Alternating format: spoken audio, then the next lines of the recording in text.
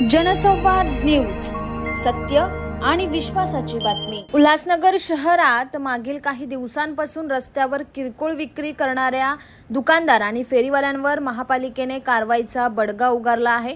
त्यामुळे फुटपाथ सध्या मोकळा श्वास घेत आहे।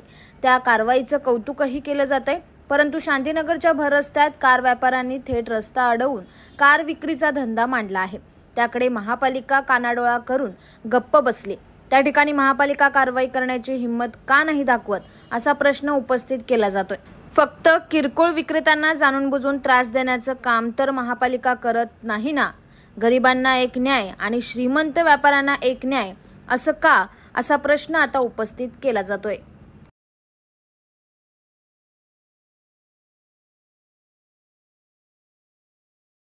जनसंवाद न्यूज, सत्य आणि विश्वासाची बातमी। आजच सबस्क्राइब करून बेल आयकॉनला क्लिक करा आणि पहा ताज्या घडामोडींचा अचूक अंदाज आपल्या मोबाईलवर।